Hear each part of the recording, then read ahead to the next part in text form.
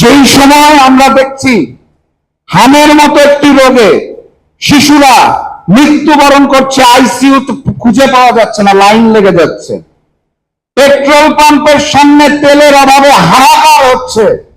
আমার বাসার পাশে একটা পেট্রোল পাম্প আছে, আমি প্রতিদিন দেখি, প্রতি রাতে দেখি, দিন রাত 24 ঘন্টা শত শত মোটরসাইকেল ওখানে লাইন দিয়ে আছে।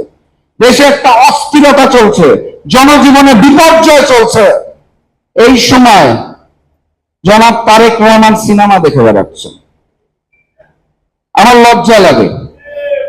আমি প্রবাদে শুনতাম যে রোম যখন পুড়ছিল, নিরো তখন বাঁশি বাজাচ্ছিল।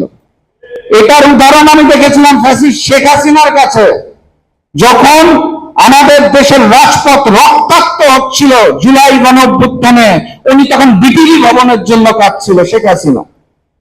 ওই আওয়ামী লীগই তো বর্তমান বিএনপি। তারেক রহমান সিনেমা দেখে বেড়াচ্ছে।